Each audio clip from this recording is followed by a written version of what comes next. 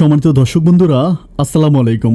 দূর দূরান্তে দেশ অথবা দেশের বাইরে থেকে ঠিক এই মুহূর্তে যেখান থেকে আমাকে দেখছেন, আমি আপন আর যে আপন জীবনের গল্পের নতুন একটা এপিসোডে আপনাকে প্রতিদিনের মতো স্বাগতম জানাচ্ছি। দর্শক বন্ধুরা, পৃথিবীর পার্লামেন্টে, পৃথিবীর সংসদে কত রকম আইন পাশ করা হয়। যদি এই আইনটা পাশ করা হতো যে কেউ কাউকে বিয়ে করলে কিংবা কেউ কাউকে ভালোবাসলে তাকে কখনোই ছেড়ে যাওয়া যাবে না, যদি পৃথিবীর আদালত থেকে এই আইনটা ঊর্ধ্ব করা হতো, বিচ্ছেদ কিংবা ছেড়ে যাওয়ার কোনো শব্দ যদি পৃথিবীর আদালতের আশেপাশে না থাকতো, তবে কতই না ভালো হতো। তবে মানুষ মানুষকে ভালোবাসলে কিংবা মানুষ মানুষের সাথে প্রেম ভালোবাসা করলে বা বিয়ে করলে অনেক জেনে শুনে বুঝে করতো। আমি আজ আপনাদের সামনে নীরবের জীবনের বাস্তব গল্পটা প্রচার করতে যাচ্ছি। আমি জানি না নীরবের জীবনের গল্পের সাথে এই কথাগুলোর মিল আছে কিনা, বাট কথাগুলো আমার বলতে ইচ্ছে হলো, তাই আপনাদেরকে শোনালাম। দর্শক বন্ধুরা, নীরবের জীবনের গল্পটা আমি শুরু থেকে শেষ পর্যন্ত খুব ক্লিয়ার করে পড়েছি, অ্যান্ড পড়ার পর আমি আপনাকে ঠিক বলে বুঝাইতে পারবো না যে গল্পটা আমার হৃদয়ের কোথায় আঘাত করেছে। আমার কাছে মনে হচ্ছে আমি বেস্ট কোনো জীবনের গল্প প্রচার করতে যাচ্ছি, আর আপনারা আপনাদের জীবনের শ্রেষ্ঠ কোনো জীবনের গল্প শুনতে যাচ্ছেন। তাই সবাইকে বরাবর মতো রিকোয়েস্ট করবো গল্পটা শুরু থেকে শেষ পর্যন্ত শোনার জন্য। ধন্যবাদ সবাইকে। সম্মানিত দর্শক বন্ধুরা, আসসালামু আলাইকুম রহমতুল্লাহি ওয়া বারাকাতুহু। আমার নাম নীরব হাসান, আমার বাড়ি ফরিদপুর। দর্শক শ্রোতা, আমার জীবনের গল্পটা শুরু করার শুরুতে আমি আপনাদেরকে আমার পরিবারের ব্যাপারে জানিয়ে রাখি। আমার পরিবারে আমি আছি, আমার বাবা আছে, মা আছে আমার একটা বড় ভাই। আমার পরিবারটা একটা মধ্যবিত্ত পরিবার। আমার আব্বা একজন আখ ব্যবসায়িক। সৃজনে আমার আব্বা আমাদের এলাকায় সবচেয়ে বড় বড় আখ ক্ষেতগুলো করে। আখ চাষের জন্য আমার আব্বা আমাদের এলাকাতে বিখ্যাত একজন মানুষ। আখের রস দিয়ে আব্বা মিঠাই তৈরি করে, আর সেই মিঠাইগুলো সারা বছর আব্বা বাজারে গিয়ে বিক্রি করে। আমি ছোটোবেলা থেকে আমার জীবনে তেমন কোনো অভাব দেখিনি। সুখ, শান্তি আর ভালোবাসার মাঝে আমার জীবনটা কাটে। আর আমার যেহেতু একটা বড় ভাই আছে, আমার সংসারের জন্য তেমন কোনো কাজ করতে হয় না। সবসময় বড় ভাইয়া আর বাবাই সংসারের সব কাজ করে। আমি ছোটোবেলা থেকে পড়াশোনার প্রতি খুবই ভালো ছিলাম। আমি আমাদের এলাকার স্কুল থেকে এসএসসি পাশ করি, অ্যান্ড এসএসসি পাশ করার পর আমি যখন কলেজে ভর্তি হই, তখন আমার একটু ভিন্ন রকম প্রবলেম দেখা দেয়। ভিন্ন রকম প্রবলেম বলতে আমি যখন কলেজে পড়তে বসি বা আমি যখন পড়ি, তখন হঠাৎ করে আমার মাথা ব্যথা ওঠে। মানে এত পরিমাণ মাথা ব্যথা উঠে যে আমি বইয়ের দিকে তাকাতে পারি না। আমি জানি না এই সমস্যাটা কিভাবে হলো। আমার বাবা মা আমাকে অনেক ডাক্তারের কাছে নিয়ে যায়, ঢাকাতেও বড় বড় ডাক্তারদের কাছে নিয়ে যায়। ওরা ঔষধ দেয়, অনেক পরীক্ষা নিরীক্ষা করে, অনেক কিছুই করে, বাট কোনোভাবে কাজ হয় না। দেখা গেল আমি পড়তে বসলে আমার মাথা ব্যথা উঠে যায়, আমি বইয়ের পাতার দিকে তাকাতে পারি না। এরপর আমার আব্বা চিন্তা ভাবনা করতেছিল যে আমাকে দিয়ে আর পড়াশোনা করাবে না। তো বাবা আমাকে বললো যে আমি যেহেতু আখের ব্যবসা করি, আমি যেহেতু আখের ক্ষেত করি, তাহলে তুই আমার সাথে এই ব্যবসায় জড়িত হয়ে যা।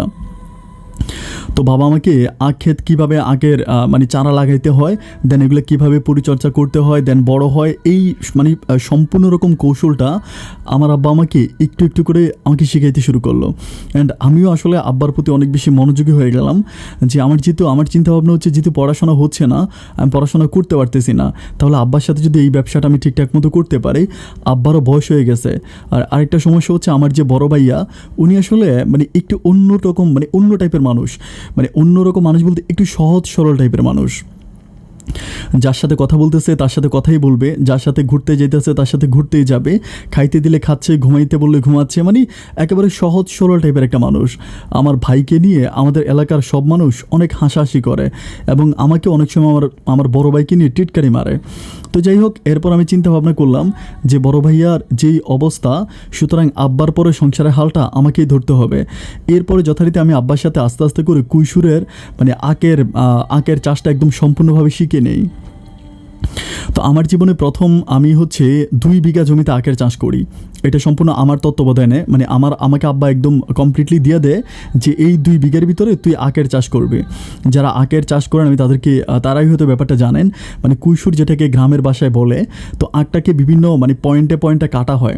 যে পয়েন্টে একটু চারা বের হবে আখ গাছের, ওই পয়েন্টে কেটে ওই লাঠির মতো, 1 হাত লাঠির মতো হয়, দেন এগুলোকে রোপণ করা হয়। এগুলো থেকে চারা বের হয়। তো যাই হোক, এভাবে ব্যবসাটা আমার মোটামুটি মানে আমি আসলে আব্বাকে আমি মোটামুটি অনেক ভালোভাবে শিখে যাই। অ্যান্ড আমি তখন 2 বিঘা জমিতে চাষটা করি। 2 বিঘা জমিতে চাষ করার পরে এবং প্রচুর পরিমাণ কুসুর হয়, অনেক পরিমাণ আখ গাছ হয়। তো মানে আব্বাও ভীষণভাবে খুশি হয় যে আব্বা আসলে চিন্তাই করতে পারে নাই যে আমার মানে ফলনটা এত ভালো হবে। আমার আব্বা যেই সাইডে চাষ করেছে ওই সাইডের চেয়ে আমার সাইডের ফলনটা আরও ভালো হয়েছে। আমার কুসুরগুলো অনেক লম্বা হয়েছে, অনেক মোটা হয়েছে। একটা আব্বারগুলো আসলে আব্বারটাও হয়েছে, বাট আব্বারটা ওই আমারটার মতো হয় নাই। কারণ হচ্ছে আমি আমার গাছের প্রতি সবসময় মনোযোগী ছিলাম। দেখা গেল কি মানে রাতের বেলা আমি কি করতাম, মানে আমি রাতেও প্রচুর পরিমাণ কাজ করতাম, আগাছা পরিষ্কার করতাম। কুইশুর ক্ষেতের ভিতরে সবচেয়ে কষ্টের যে কাজটা, আখ চাষে সবচেয়ে কষ্টের কাজটা হচ্ছে মানে গাছটা যখন বড় হয় তখন এটার শুকনো পাতাগুলো ছিঁড়ে ফেলতে হয়। মানে গাছটা যখন মিডিয়াম টাইপের হয় তখন শুকনো পাতাগুলো ছিঁড়তে হয়। এগুলোর এতটাই মানে ধারালো থাকে যে মানে গায়ের সাথে লাগলে যেন কেটে যায়। তো আমি খুব কষ্ট, আমি কিন্তু প্রথম দিকে আসলে বুঝতাম না। আমি এভাবে যখন একদিন মানে এগুলো ছাড়তে মানে শুকনো পাতাগুলোকে ঝরাইতে গেলাম, মানে আমার শরীরে অনেক অংশ কেটে গেছে, পিঠে, সামনে এবং হাতে। বাসায় আসার পরে আমার আব্বা আমাকে প্রচুর পরিমাণ বকা দিল যে তুই আগে তো শিখবি কীভাবে করতে হয়। তো আব্বা আমাকে তখন একটা মানে জাম্পার গায়ে দিয়ে দেয়, মানে জাম্পার বলতে একটা মোটা টাইপের কাপড়। আমার আব্বা বলে যে মানে যদি মানে আখের ক্ষেত পরিষ্কার করতে হয় তাহলে অবশ্যই মোটা টাইপের কাপড় পরে পরিষ্কার করতে হবে, তা না হলে গা কেটে যায়। এরপর আব্বার শেখানো কৌশল অবলম্বন করে আমি মোটামুটি মানে অনেক ভালো চাষ করি সেই সময়টাতে। তো কুইশুর যখন অনেক বড় হয় মানে বিক্রি করার সময় হয়, তখন আপনারা অনেকেই জানেন যে গ্রামের বাড়িতে একটা সমস্যা আছে। সমস্যা আছে বলতে কিছু শিয়াল, মানে কুইশুর খাওয়ার জন্য রাতের বেলায় শিয়াল আসে। অ্যান্ড শিয়ালের উত্তাপটা এত বেশি যে খুব কঠিনভাবে পাহারা দিতে হয়। আর শুধু শিয়াল নয়, মাঝে মাঝে মানুষও চুরি করার জন্য, মানে আখ চুরি করার জন্য এলাকার হয় না যে বিভিন্ন গ্রামের কিছু উচ্ছৃঙ্খল ছেলে থাকে, তারা হচ্ছে পার্টি, মানে তারা বিভিন্ন রকমের 5-6জন মিলে এরকম আখের খেতে আখ চুরি করার জন্য আসে। তো একদিন এরকম আমি বাড়িতে গিয়ে ঘুমিয়েছিলাম, সকালবেলা যখন পানি সেচ দেওয়ার জন্য আসলাম, আসার পর আমি দেখতেছি যে মানে অনেকগুলো, প্রায় একটা পুরো লাইনের মতো একটা রোল লাইন, এটি সম্পূর্ণ নাই। তখন আমি আব্বাকে গিয়ে বলি যাবে এই ঘটনা। আমার আব্বা আমার বলতেছে যে তোরা কত করে বলছে যে পাহারা দে। মানে আমার যে 2 বিঘা ছিল এটা ছিল আমাদের বাড়ি থেকে অনেক দূরে, আর আব্বা যেখানে চাষ করতো এটা ছিল আমাদের বাড়ির আশেপাশে। তো যার জন্য আমার মানে আমার আখ ক্ষেতটাকে পাহারা দেওয়া খুব জরুরি ছিল। এরপর আমি যথারীতি আখ ক্ষেত পাহারা দিতে শুরু করি। তো এরকম রাতের বেলায় বসে থাকতে থাকতে মানে ভালো লাগে না, হয় না যে রাতের বেলায় সময় কাটে না, একটা মানুষ কতক্ষণ একা একা বসে থাকতে পারে। আর তখন হচ্ছে সালটা ছিল 2008 কি 9-এর দিকে। তখন হচ্ছে ফেসবুক বা ইন্টারনেট এই ব্যাপারগুলো আসলে অতটা প্রচলিত ছিল না, মানুষ বাটনের মোবাইল ব্যবহার করতো। আর যেহেতু আমার একটা অজপাড়া গাছ ছিল, তখন দেখা গেলো প্রতিটা গ্রামে একটা কি 2টা মোবাইল ফোন, মানে সবার হাতে মোবাইল নাই বললেই চলে। এরপর আমি যথারীতি মানে বসে বসে চিন্তা করতেছি যে সময়টাকে কিভাবে পাস করা যায়। তো আমি এরপরে হচ্ছে আমাদের এলাকার একটা ছোটো ভাই আছে, যার নাম হচ্ছে নাজিমুদ্দিন। তো নাজিমুদ্দিনের কাছ থেকে, ওর কাছে অনেকগুলো বাঁশি আছে, ও কিন্তু মানে বাঁশি বাজাইতে পারে, মোটামুটি পারে, বাট অতটা পারফেক্ট না। তো ওর কাছ থেকে আমি একদিন একটা বাঁশি নেই। বাঁশি নেওয়ার পরে আমি বাঁশিটাকে ফুঁ দেই, বাঁশি বাজে না। অনেক ট্রাই করে বাঁচানোর জন্য, কিন্তু মানে বাঁশি বাজাই পারি না। এরপরে হচ্ছে আমাদের এলাকাতেই, আমাদের এলাকা বলতে আমাদের মানে আমাদের গ্রামের পরে 2টা গ্রাম ফেলে গেলে বেলতলি বলে একটা গ্রাম আছে। ওই বেলতলির হচ্ছে একজন মানে মানে উনি বাঁশি বাজানো শিখাইতে পারে। উনি ওই যে গ্রামের মধ্যে আগে যেরকম শীতকালে হচ্ছে গানের মহড়া বসতো, মানে বিভিন্ন রকমের গানের মহড়া বসতো, পালা গান হইতো, ওই রকম পালা গান মুর্শিদি গানের ভিতরে উনি বাঁশি বাজাইতো। তো লোকটা একটু বয়স্ক টাইপের। আমি ওনার কাছে গেলাম বাঁশি মানে বাজানো শেখার জন্য। মানে আমার ওই বাঁশিটা হাতে পাওয়ার পরে মানে কেমন জানি মনে হলো যে আমি যদি বাঁশি বাজানোটা শিখতে পারি তাহলে আমার খুব ভালো লাগবে। আর আমারও না প্রচুর পরিমাণ বাঁশি বাজানোর ইচ্ছাটা মনে জাগলো। তো যথারীতি উনি আমাকে, আমার ওই ওস্তাদ আমাকে অনেক সুন্দর করে বাঁশি বাজানো শিখিয়ে দিল। আমি প্রায় ওনার কাছে খুব বেশি দিন যেতে হয় না, 15 কি 20 দিনের মতো গিয়েছিলাম। অ্যান্ড 15-20 দিনে উনি আমাকে কমপ্লিটলি বাঁশি বাজানোটা শিখিয়ে দেয়। এরপরে আমি কি করি, বাঁশি বাজাই, বাট তারপর আমার ওভাবে হয়ে ওঠে না। আর চেষ্টা করি, আমি চিন্তা করি যে আজ হচ্ছে না তো কাল হবে। উনি আমাকে যেরকম সুরগুলো শিখিয়ে দেয়, ওনার ওই সুরে সুরে আমি বাজানোর জন্য চেষ্টা করি। তো এভাবে যেতে যেতে আমি মানে আমার আখ মোটামুটি বিক্রি করার মতো বয়স হয়ে যায়। এরপরও আখ বিক্রি করা শুরু করি। অ্যান্ড আমি ওই বছরে প্রায় 4.5 লাখ টাকার মতো আখ বিক্রি করি। এটা হচ্ছে আমার মানে আমার আব্বার 10 বছরের রেকর্ড আমি ভেঙে ফেলি। বাবা 10 বছরে এত পরিমাণ আখ মানে বিক্রি করতে পারে নাই, আমি বাবার 10 বছরের রেকর্ড ভেঙে দিলাম। বাবা প্রচুর পরিমাণ খুশি হয় এবং আমার মাকেও বলে যে দেখো আমার এই ছেলেটা অনেক ভালো। আমি ভাবছিলাম যে আমার বড় ছেলেটা আমার কাজে আসবে, বড় ছেলেটার প্রতি আমি সবসময় মনোযোগী ছিলাম, ওরে বেশি ভালোবাসতাম, ছোট ছেলেটাকে ততটা ভালোবাসতাম না। কিন্তু শেষ পর্যন্ত দেখো যে আমার বড় ছেলেটা যে হাবাগোবায় রয়ে গেল, আর ছোট ছেলেটা আমার হাতে হাত ধরে ও আজকে অনেক বড় আখ ব্যবসায়িক হয়ে গেল। এইভাবে যেতে যেতে আমি তখন হচ্ছে বাঁশি বাজানোটা কমপ্লিটলি শিখে যাই। এরপরে আবার যখন সৃজন আসে, ওই সৃজনে আমি যখন আবারও আখের চাষ করি, তো যখন আখ বড় হয় শিয়াল কিংবা মানুষের হাত থেকে বাঁচানোর জন্য রাতের বেলা আমি ওখানে একটা বাচাই বানাই, মানে একটা বাচাইয়ের মতো বানাই। বাচাই বলতে যারা গ্রামের মানুষ তারা বাচাই বলে, আমি বলি এটা বাঁশ দিয়ে বানানো হয়। মানে ব্যাপারটা এরকম যে নৌকার মতো করে, মানে নৌকা যেরকম উপরে চাউনি থাকে না, ওরকম চাউনি দিয়ে নিচে হচ্ছে বাঁশ দিয়ে একটা বাচাই বানানো হয় টুলের মতো করে, মানে টুলের চেয়েও আকার আর একটু বড় হয়। তো ওখানে রাতের বেলায় ঘুমাই আর হচ্ছে আমাদের মানে আখেরটাকে পাহারা দেই। তো এভাবে পাহারা দিতে দিতে বাট তখন কিন্তু আমি অনেক ভালো বাঁশি বাজানোটা শিখে যাই, মানে আমি একদম প্রফেশনালি বাঁশি বাজাইতে পারি। তো আমি তখন প্রতিদিন বাঁশি বাজাই ওখানে, মানে প্রত্যেক দিন ওখানে বাঁশি বাজাই। বাট বাঁশি বাজাইতে বাজাইতে আমাদের এলাকাতে আমি খুবই পরিচিত একটা মানুষ হয়ে যাই। যখন সকালবেলা মানে কৈশোর ক্ষেত থেকে বের হই তখন অনেকে আমাকে জিজ্ঞেস করে কে বাঁশি বাজায়, মানে এত সুন্দর করে বাঁশি কে বাজায়। তো আমি সবাই কাছে বলি যে আমি বাজাই। তো সবাই অনেক বেশি অবাক হয়ে যায় যে এত সুন্দর করে তুমি বাঁশি বাজাও, তোমার বাঁশির শব্দে রাতের বেলায় ঘুম আসে না। তো মানে চাচি, তারপর ভাবি, তারপর ছোটো বোনেরা বা সবাই অনেক মজা মাস্তি করে। তো আমার কাছে ভালোই লাগে, আর আমি বিভিন্ন গানের সাথে বাঁশি বাজাই। আর আমার বাঁশির মানে আমি নিজেও বুঝতে পারি না, আমি নিজেও অবাক হয়ে যাই যে আমিও কি এত সুন্দর করে বাঁশি বাজাইতে পারি। মানে খুবই অবাক কাণ্ড, আমি কখনো স্বপ্নেও চিন্তা করি নাই যে আমি এত সুন্দর করে বাঁশি বাজাইতে পারবো। যিনি আমাকে বাঁশি বাজানো শিখিয়েছিলেন, আমার যিনি ওস্তাদ ছিলেন, ওনার কাছে যখন আমি গিয়ে বাঁশি বাজাই উনি মাঝে মাঝে অবাক হয়ে শোনে। উনি আমাকে বলে যে এত সুন্দর করে আমি নিজেও কখনো বাঁশি বাজাইতে পারতাম না। উনি আমাকে বিভিন্ন রকমের ফাংশন বা বিভিন্ন রকমের অনুষ্ঠানে গিয়ে বাঁশি বাজানোর জন্য রিকোয়েস্ট করে, কিন্তু আমি ওনাকে বলি যে না, আমার এগুলো ভালো লাগে না। কারণ আমি জানি যে আমি যদি আমার সংসার থেকে আলাদা হয়ে যাই তাহলে আমার বাবা মা এবং আমার বড় ভাইটাকে না খেয়ে মরতে হবে। তখন বাবার কমপ্লিটলি আখের ব্যবসাটা সম্পূর্ণ আমার উপর চলে আসে। যাই হোক, এভাবে যেতে যেতে আমার দিনগুলো খুব ভালোই কাটতেছিল। তো একদিন রাতের বেলা আমি যখন বাঁশি বাজাচ্ছিলাম গভীর রাতে, হঠাৎ করে আমার কাছে ফিল হলো যেন কিছু একটা আমার পিছনে দাঁড়ায় আছে।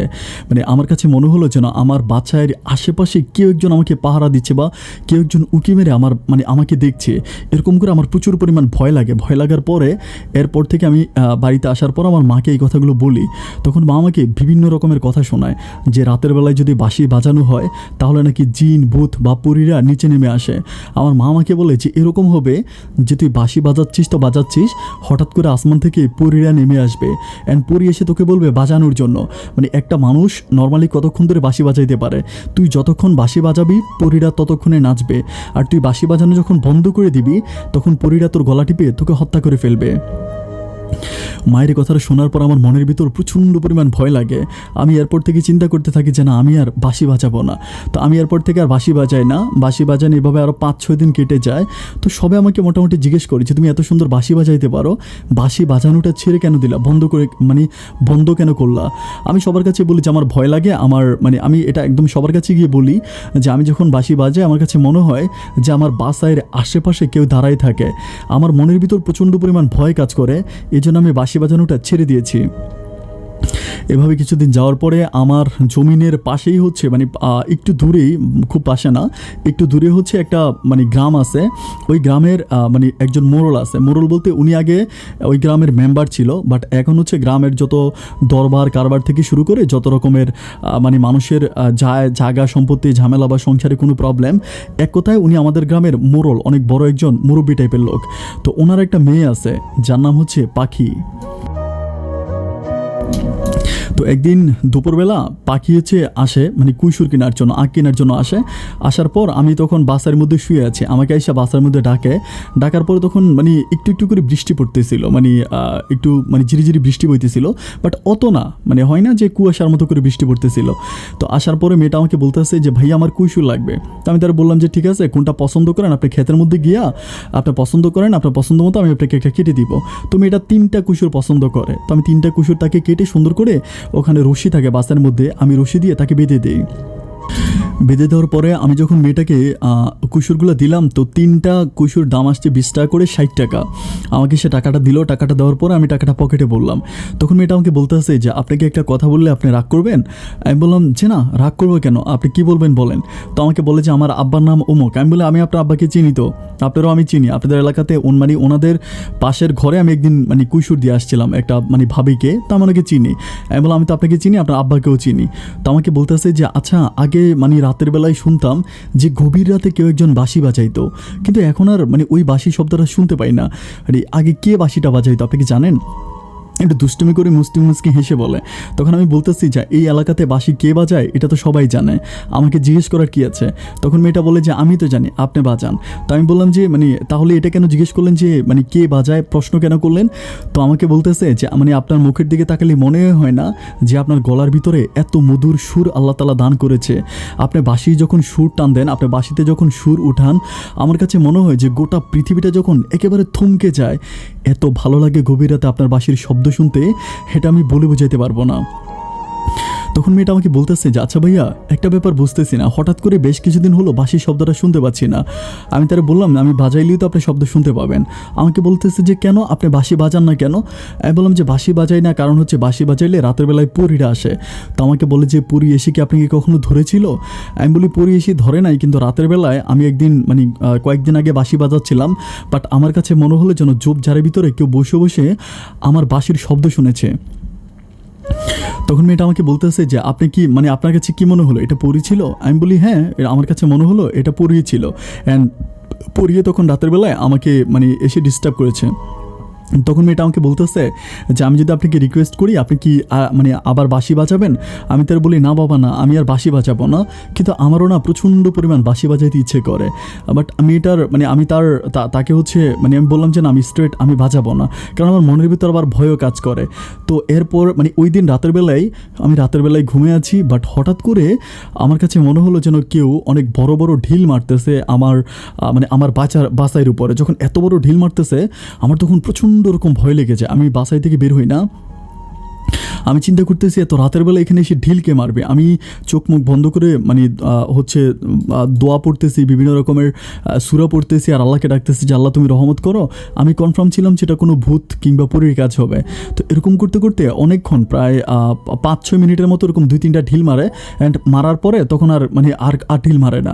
দেন আমি তখন চিন্তা করতেছিলাম শুয়ে আমি তখন আর বাঁশিও বাজাই না, তাহলে এরকম ঢিল কে মারলো বা ঢিলগুলো কোত্থেকে আসলো? একটা পর্যায়ে আমি বাসায় থেকে বের হওয়ার পর আমি যেটা দেখতে পাই, যে জংলার ভিতর থেকে আমি সেদিন ভয় পেয়েছিলাম, আমার কাছে মনে হচ্ছিল যে জংলার ভিতরে কেউ একজন বসেছিল আমার বাঁশি বাজানোর সময়। আমি দেখি ওই জংলার পাশেই হচ্ছে 2টা মেয়ে দাঁড়ায় আছে। আমি তখন তাদেরকে দেখি মানে একদম চিল্লে ওঠানোর পরে মেয়ে দুটোটা দৌড়ে এসে আমাকে ধরে বলতেছে চিল্লাবেন না, আমরা পড়িও না, জিনও না, আমরা মানুষ। ঘড়ির সময় রাত তখন প্রায় 12টার কাছাকাছি। আমি তারে বলি যে রাত 12টা বাজে আপনারা, তো আমি ভালো করে দেখি যে এটা হচ্ছে সেই মেয়েটা, যে মেয়েটা দুপুরবেলায় আমার কাছ থেকে আঁক নিয়ে গেছিলো, যার নাম ছিল পাখি। আমি বলি আমি না দুপুরে আপনাকে কুইশুর দিয়েছিলাম? তো বলে হ্যাঁ দিয়েছিলেন। তো আমি বললাম তাহলে আপনি রাতের বেলায় এখানে কেন আসছেন? আমাকে বলতেছে আপনারা বলেছিলেন যে রাতের বেলায় পরীরা এসে আপনাকে কুতু দেয়, তো ওই কোন ধরনের পরীরা রাতের বেলা আসে এটা দেখানোর জন্য আমরা আসছি। আমি বলি যে মানে আমি আপনার কথা তো কিছুই বুঝতে পারলাম না। তখন মেয়েটা বলে যে আপনার বাঁশির শব্দটা এতই প্রখর, বাঁশির শব্দটা এতটাই মধুর, আমি বলে বোঝাতে পারবো না। তো আমার এলাকাতে হচ্ছে সেদিন হচ্ছে একটা অনুষ্ঠান ছিল বলতে আপনি যেদিন বলেছিলেন যে আপনাকে পুরী ধরেছিল মানে পুরী আসছিল, সেদিন আমাদের এলাকাতে একটা মুসলমানের অনুষ্ঠান ছিল। তো সেই অনুষ্ঠানে ওরা মিউজিক বাজাচ্ছিল, মানে ডেকসেট বাজাচ্ছিল। তো ডেকসেটের শব্দটা এতটাই প্রখর ছিল, আমি আপনার বাঁশির শব্দটা খুব ক্লিয়ার শুনতে পাচ্ছিলাম না। দেন আমি আমার চাচাতো বোনকে বললাম যে বাঁশির শব্দটা আমার প্রচণ্ড শুনতে ইচ্ছে করে, আমি ওই অনুষ্ঠানে গিয়ে তো আর এত মানুষের সামনে ওই মিউজিকটা বন্ধ করে দিতে পারি না। তো আমি আমার চাচাতো বোনকে নিয়ে এই জংলার ভিতরে বসে আপনার বাঁশির শব্দ শুনেছিলাম। আর আপনি ভেবেছিলেন, আর আমার মানে চাচাতো বোন ফুসুর করে বিভিন্ন কথা বলেছিল, যে কথাগুলো হয়তো আপনার কানে গিয়েছিল। আপনার ভয় পেয়ে আর বাঁশি বাজানোটাই বন্ধ করে দিলেন। আমি তখন তারে বলতেছি সত্যি? মেয়েটা বলতেছে আমি যদি মিথ্যে বলি তো আমার চাচাতো বোন তো আমার পাশেই আছে, ওকে জিজ্ঞেস করেন তাহলে ও সত্যটা বলে দিবে। তখন ওর চাচাতো বোনটা বলতেছে, হ্যাঁ ভাইয়া, সেদিন রাতের বেলায় আমরাই আসছিলাম, আমরা ওইখান থেকে আপনার বাঁশির শব্দটা ক্লিয়ার শুনতে পাচ্ছিলাম না, যার জন্য বাঁশির শব্দ শোনার জন্য আমরা এখানে আসছি। আমি তখন তাদেরকে বলি, আল্লাহ, আমারও না প্রচণ্ড রকম বাঁশি বাজাইতে ইচ্ছে করে, কিন্তু ভয় লাগে যে বাঁশির মানে আমার মা আমাকে বলছিল যে এই ঘটনা। তখন ওই মানে পাখি নামের মেয়েটা আমাকে বলতেছিল যে ভাইয়া, এগুলো কোনো এক সময় হইতো, যেটা ধরেন আজ থেকে আরও 100-200 বছর আগে। এখন এগুলো হয় না, এখন মানুষের ঘনবসতি বেড়ে গেছে, মানুষের ঘর বাড়ি বেড়ে গেছে, এখন আর জিন ভূত বা পরীরা এভাবে মানুষের বিরক্ত করে না। আপনি বাঁশি বাজান, আপনার বাঁশির শব্দ শুনতে আমার খুব ভালো লাগে। আমি তখন মেয়েটাকে বললাম, ঠিক আছে, আমি আজকে তো বাঁশি নিয়ে আসি নাই, আমি কালকে বাঁশি নিয়ে আসবো। তো মেয়েটা বলেছে, তাহলে যান না, বাড়ি থেকে আপনি বাঁশিটা নিয়ে আসেন।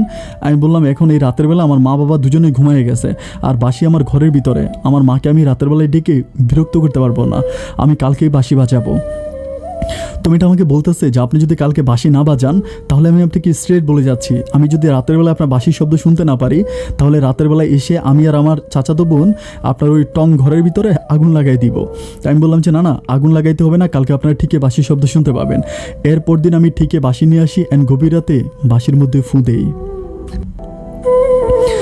বাতাসে আমার বাঁশির শব্দটা ভেসে ভেসে যখন মেয়েটার কানের কাছে পৌঁছে গেল, আমার কাছে মনে হলো যে মানে 1 থেকে 1.5 ঘন্টা পরে মেয়েটা আবারও তার ওই বান্ধবীকে, মানে তার চাচাতো বোনকে নিয়ে আমার বাসের কাছে আখ খেতে আবার আসলো।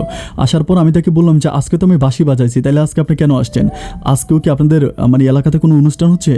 তো মেয়েটা বলতেছেন, আমাদের এলাকাতে কোনো অনুষ্ঠান হচ্ছে না, আমি না আপনার বাঁশির শব্দ শুনলে ঘুমাইতে পারি না, আপনার বাঁশির শব্দ শুনে আমি পাগল হয়ে যাই। আমি তারা বললাম যে ঠিক আছে, তাইলে আমি আর আজকের পর থেকে বাঁশি বাজাবো না। তো বলতেছে, না না, বাঁশি আপনি অবশ্যই বাজাবেন, আর আমার কাছে মন চাচ্ছে যে আমি সারা রাত জেগে জেগে আপনার বাঁশির শব্দ শুনি। তো এইভাবে তার সাথে কথা বলতে বলতে আমি বললাম যে আপনি যে প্রতিদিন রাতের বেলা এইভাবে চলে আসেন, আপনার বাবা মা কিছু বলে না? তো এটা আমাকে বলতেছে, আমি আর আমার চাচাতো বোন আলাদা একটা ঘরে ঘুমাই, মানে আলাদা একটা রুমে ঘুমাই, তো আমরা রাতের বেলায় বাসা থেকে বেরোইলে, ঘর থেকে বেরোইলে এটা আমার আব্বা মা টের পায় না। আমি তখন তারে বললাম যে আপনার আব্বা আম্মা টের পায় না সেটা ঠিক আছে, কিন্তু আপনি যে রাতের বেলা আমার এই কুশুর ক্ষেতের কাছে আসেন, এটা যদি কোনো মানুষ দেখতে পায় তাহলে তো আমার জমিটাকে ভেঙে দিবে, আর আমাকে এখানে আর বসতেও দিবে না, আমি আর কুশু চাষ করতে পারবো না। তখন আমি এটাকে রিকোয়েস্ট করছি, প্লিজ আপনি আর কখনো আমার এখানে আসবেন না, আপনি যদি আসেন তাহলে আমি একদম খোদাকে সাক্ষী করে বলি, আমি আর কখনো বাঁশি বাজাবো না। যদি আমার মুখ থেকে মধুর বাঁশির শব্দ শুনতে চান, তাহলে আজকের পর থেকে আর কখনো গভীর রাতে আমার আখ ক্ষেতের কাছে আসবেন না। এরপর মেয়েটা বলে, আপনি যদি প্রতিদিন বাঁশি বাজান, তাহলে আই প্রমিস টু ইউ, আমি আপনার সাথে শপথ করে গেলাম যে আমি আর নেক্সট টাইম, আমি আর পরে কখনো আপনার বাঁশির শব্দ শোনার জন্য আপনার এখানে আসবো না। এরপরে যাই হোক, মেয়েটা চলে যায়। তো এভাবে আরও 5-6 দিন কেটে যায়। 5-6 দিন কেটে যাওয়ার পরে একদিন আমি আমাদের হচ্ছে মানে আখ বিক্রি করব, মানে আখ প্রচুর পরিমাণ হয়েছে, এবার কিছু আখ বিক্রি করব। কিছু আখ বিক্রি করার জন্য আমি একটা ভ্যান গাড়ি ঠিক করি। তো ভ্যান গাড়ি ঠিক করার পর আমাদের এলাকার একজন মানে বড় ভাই আছে, উনি ভ্যান গাড়ি চালায়, ওনার ভ্যান গাড়িতে আমি আখগুলোকে উঠানোর পর এগুলো আমি গঞ্জের বাজারে নিয়ে যাচ্ছিলাম বিক্রি করার জন্য। তো যখন নিয়ে যাচ্ছিলাম আমি দেখতে পাই যে আমাদের এলাকা থেকে বেরোয়ার পরে যেটা ছোট্ট বাজার পরে, ওই বাজারটা পার হইলে আমি দেখলাম যে মেয়েটা দাঁড়ায় আছে, হচ্ছে পাখি নামের সেই মেয়েটা। তো আমি বললাম যে কী ব্যাপার, আপনি এখানে দাঁড়ায় আছেন? পরে বলতেছে, স্কুলে যাবো তো। আমি বলি, আপনি কিসে পড়েন? তো আমাকে বলছে, আমি ক্লাস 9-এ পড়ি। আমি বলি, তুই স্কুলে যাইলে এখানে দাঁড়াই কেন আছেন? বলে যে দেখেন না, একটা রিক্সা, একটা অটো কিছু নাই, কেমনে যাবো? আমি বলি, বাড়ি কেমনে যাবেন, মানে আপনাদের স্কুল কি খুব বেশি দূরে নাকি? এখানে তো হাইটে যাওয়া যায়। তো মেয়েটা বলতেছে যে আমি কখনো স্কুলে হাইটে যাই না। আমি তার বললাম যে আমি কিন্তু আখগুলো আপনাদের স্কুলের পাশেই নিয়ে বিক্রি করব, আপনি যদি চান তাহলে আপনি ব্যানগাড়ির মধ্যে বসতে পারেন, কারণ ব্যানগাড়ির ভিতরে অনেক জায়গা ছিল। তো মেয়েটা বলতেছিল যে আমি ব্যানগাড়ির মধ্যে বসবো। আমি বলি, হ্যাঁ বসেন।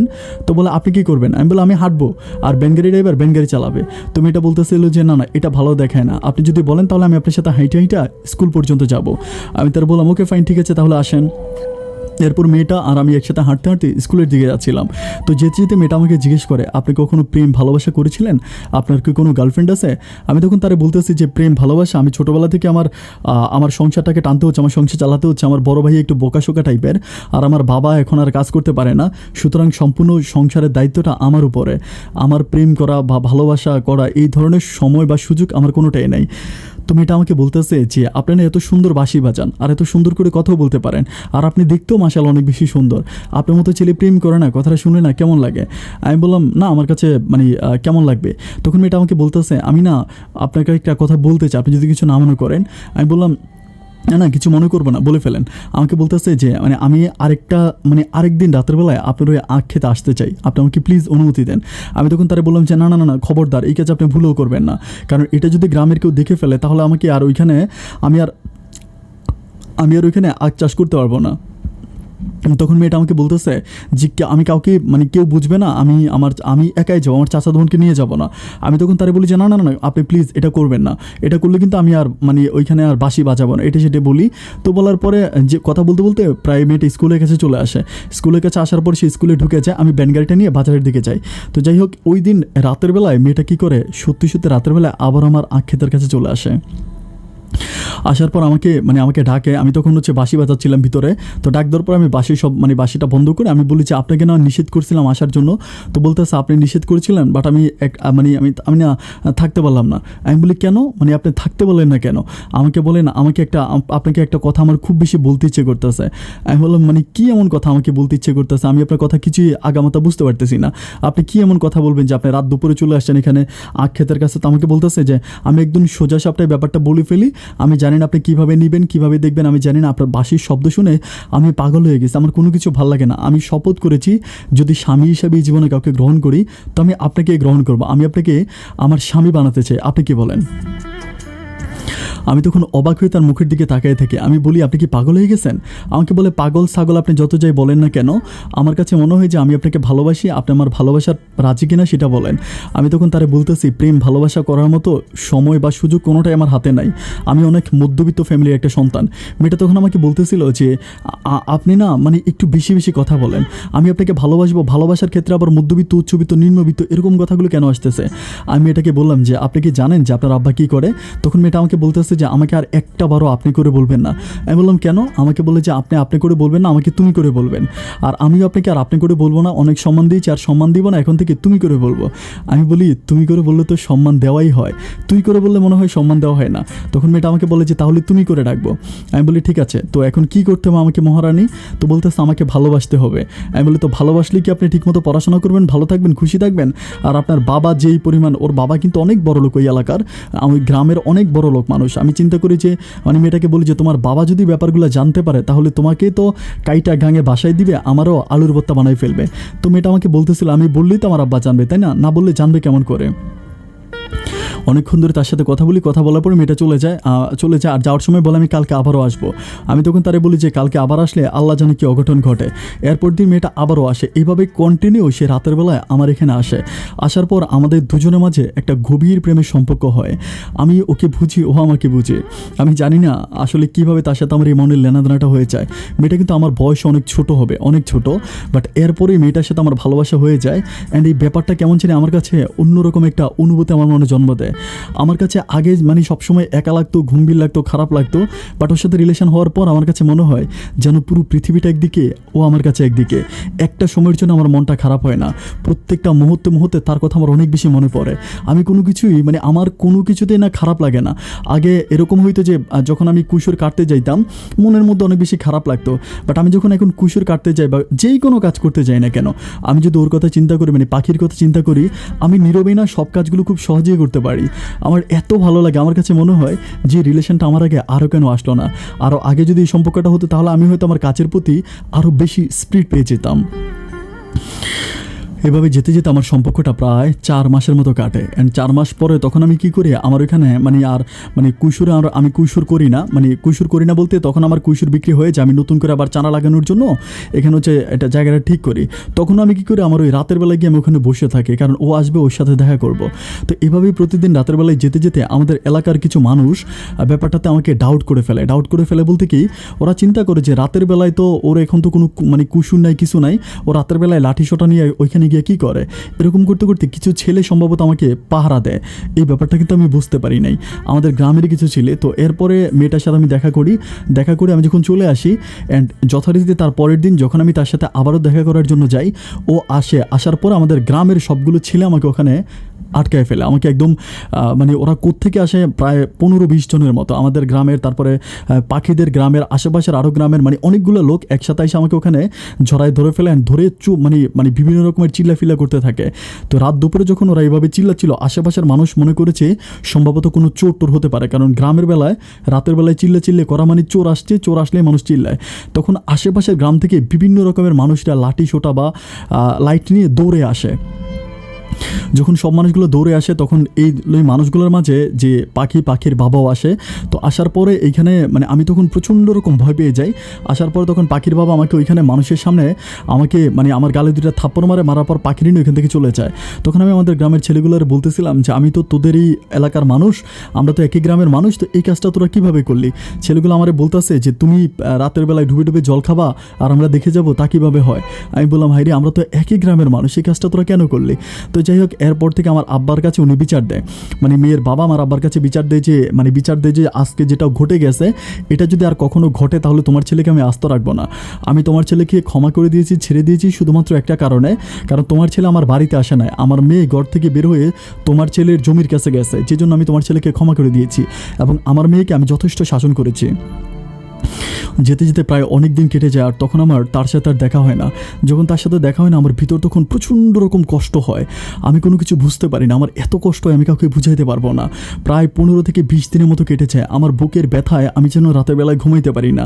আমি রাতের বেলায় যখন ঘুমাই আমার কাছে মনে হয় যে আমার বুকের ভিতরে একটা বিশাল পাথর জমে আছে, মানে আমি নিঃশ্বাস নিতে পারি না ওই পাথরের কারণে। পাথরটা আমার বুকে এমনভাবে খিপটে মেরে আমার প্রাণটাকে ধরে রাখছে যেন আমি নিঃশ্বাস নিতে চাইলে আমি নিঃশ্বাস নিতে পারি না। আমি খাওয়া দাওয়া বন্ধ করে দিই, আমি কাজ করা বন্ধ করে দিই, আমি কোনো কিছুই করি না। আমার এই ব্যাপারগুলো আমার মা কিন্তু ক্লিয়ার বুঝতে পারে। একদিন মা আমাকে খুব ভালো করে আমাকে কাছে গিয়ে জিজ্ঞেস করেছে কী হয়েছে। আমি তখন আমার মায়ের কাছে বলেছি, মা তোমরা আব্বা আমাকে এভাবে মারলো বা মেয়েটার বাবা এগুলো করলো, বাট আমার কেন জানি মেয়েটাকে ছাড়া কোনো কিছু ভালো লাগতেছে না, আমার বারবার তার কথা মনে পড়তেছে। আমার মামারে বলতেছে, বাবারে এটা কোনো সিনেমা না যে তুই মানে বড়লোকের মেয়েরে বিয়ে করে ফেলবি, বড়লোকের মেয়ে তোরে বিয়ে করে ফেলবি, এটা বাস্তব জীবন। আর বাস্তব জীবন ওই মাইয়া কোনোদিনও তোরে বিয়ে করবো না। এই মাইয়া শুধুমাত্র তোর সাথে প্রেম ভালোবাসা করে তোর জীবনটারে নষ্ট করার লাইগা।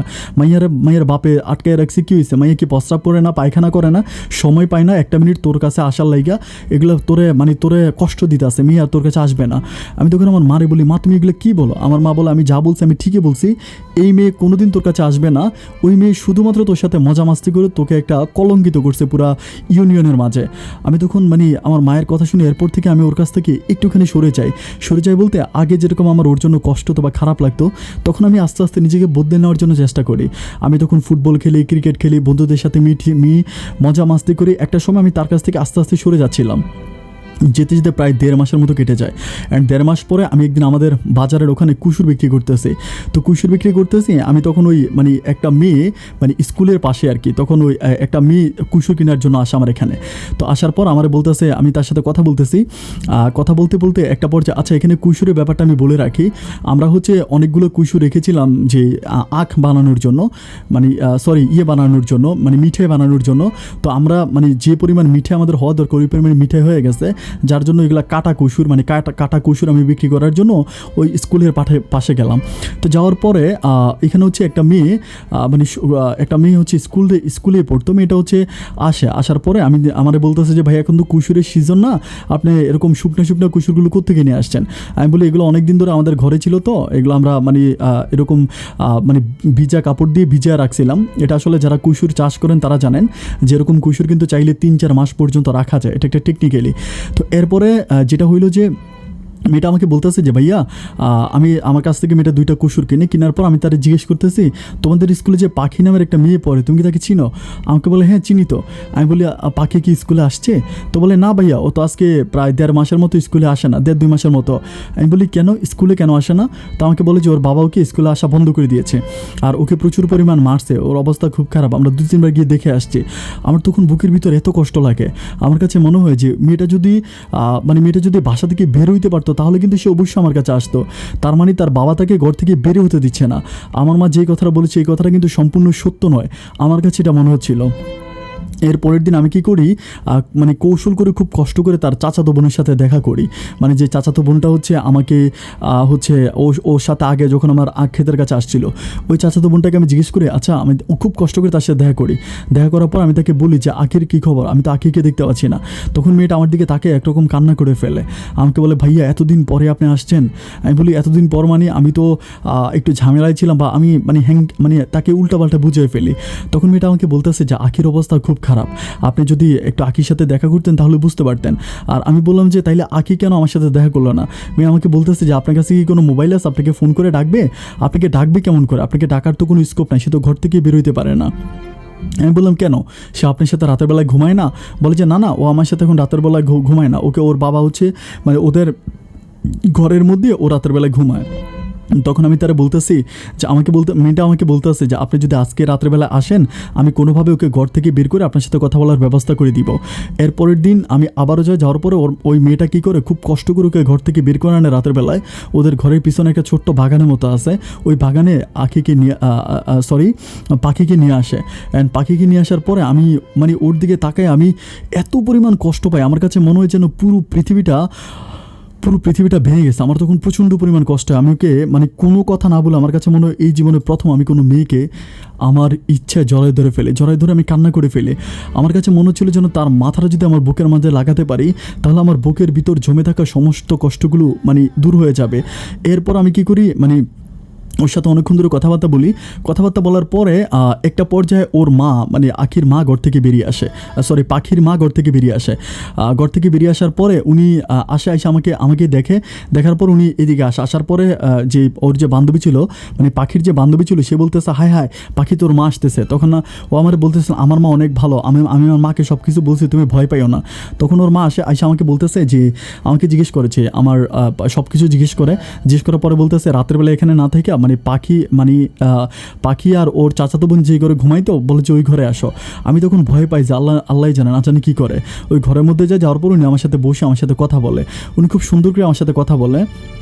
তখন উনি আবার বলতেছে যে তুমি এখন চলে যাও, কালকে দিনে আমাকে বলে যে কালকে দিনে তুমি অমুক জায়গায় এসো, আমাকে একটা মানে ঠিকানা দেয়, ওই জায়গায় তুমি আইসো, আমি তোমার সাথে কথা বলবো।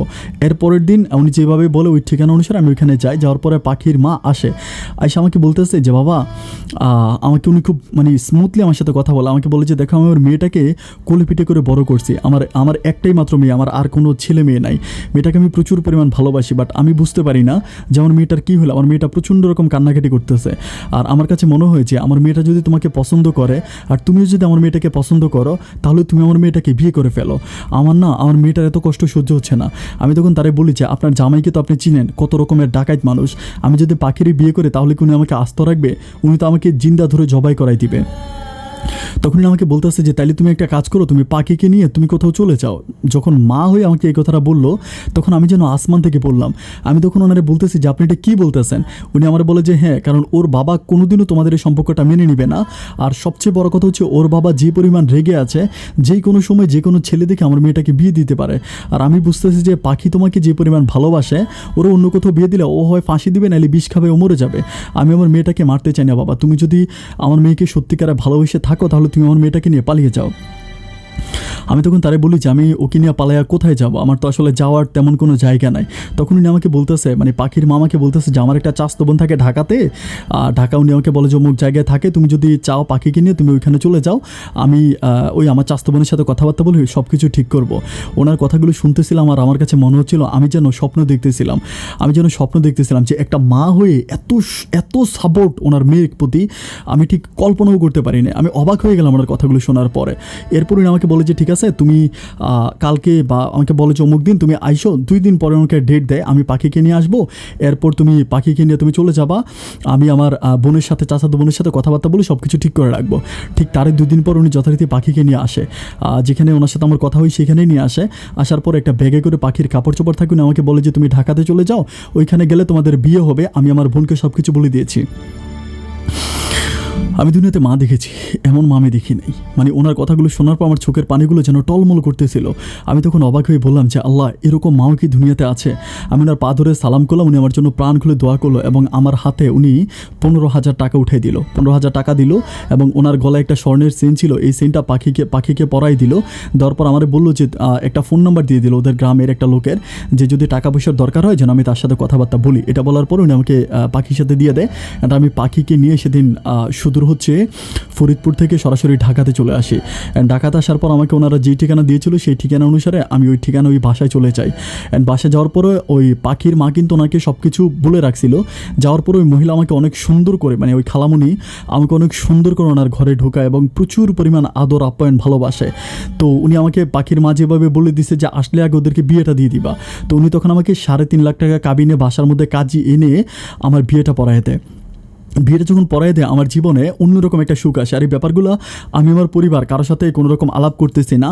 আমার যত টাকা পয়সা আছে আমি মোটামুটি অল্প কিছু টাকা পয়সা সাথে নিয়ে আসছি, আর বাকি সব টাকা পয়সাগুলো আমি আব্বার হাতে দিয়ে আসছি। এরপর আমি এখানে চলে আসলাম, আর আমার চিন্তা ভাবনা হচ্ছে আমি আমার আব্বা আম্মাকে পরে সব কিছু জানাবো, সময় সুযোগ বুঝে আমি আমার আব্বা আম্মাকে সব কিছু জানাবো। এখন হুটহাট করে জানালে হয়তো অন্য কোনো প্রবলেম হয়ে যেতে পারে। তারপরে যেটা হলো সেটা হচ্ছে আমি প্রায় ওখানে 3 মাসের মতো থাকি, বাট 3 মাস থাকার পরে মানে একটা সময় আমি আর ওইখানে আসলে আমি ওই সময় পর্যন্ত তেমন কোনো কাজ করি না। ওনাদের হচ্ছে অনেক বড় একটা বিল্ডিং আছে, আমাদেরকে একটা রুম দিয়ে দেয়, ওই রুমে থাকতেছি, খাচ্ছি, ঘুমাচ্ছি, এরকম 3 মাস পর্যন্ত আমি টোটালি কোনো রকম কাজ বাজ কোনো কিছুই করি না। অ্যান্ড 3 মাস পরে আমি গ্রামের মাঝে উনি আমাকে যে ফোন নাম্বারটা দিয়েছিল আমি ওই ফোন নাম্বারে ফোন করেছিলাম শুধুমাত্র ওনার খোঁজ খবর নেওয়ার জন্য। মানে পাখি আমাকে সবসময় কান্নাকাটি করে বলে যে আব্বা, মানে আম্মার একটু খোঁজ খবর না, আব্বা ভালো আছে কিনা, ও সবসময় আমাকে বলে। তো আমি কী করি, ফোন প্যাক্সের দোকান থেকে, তখন ফোন প্যাক্স থেকে ফোন করা হতো, মানে ফোন প্যাক্সের দোকান থেকে আমি নিচে গিয়ে, মনে হয় 3 টাকা মিনিট ছিল, 3 টাকা 4 টাকা মিনিট ছিল, 3-4 টাকা মতো মিনিট ছিল। আমি তখন ওখানে গিয়ে আমি মানে ফোন করি, ফোন করার পরে একটা ভদ্রমহিলা ফোনটা রিসিভ করে। তখন আমি ওনাকে বলি যে আমি পাখির আম্মার সাথে একটু কথা বলবো। তো আমাকে বলে যে ঠিক আছে, পাখির আম্মা তো এখন নাই, পাখির আম্মা তো পাখির নানার বাড়িতে চলে গেছে, আমাকে এটা বলে।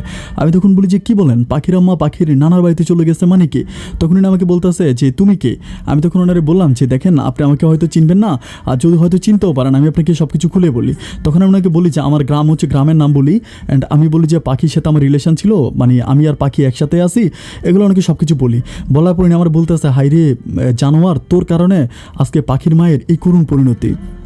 আমি তখন তারা বলতেছি যে পাখির মায়ের করুণ পরিণতি মানে আপনি এগুলো কী বলতেছেন, আমাকে খুলে বলেন। তখন উনি আমাকে বলতেছিল যে পাখি যখন পাখির মাকে, মানে পাখির মা যখন পাখিকে আমার হাতে তুলে দিছিল, তখন নাকি পাখির বাবা ব্যাপারটা কয়েকদিন পরে জানতে পারে, অ্যান্ড জানতে পারার পরে প্রচণ্ড পরিমাণ পাখির মায়ের গায়ে হাত তুলে পাখির মাকে মারে, অ্যান্ড মেয়েরও কিন্তু ওই পাষাণ্ড ক্ষান্ত হয়নি।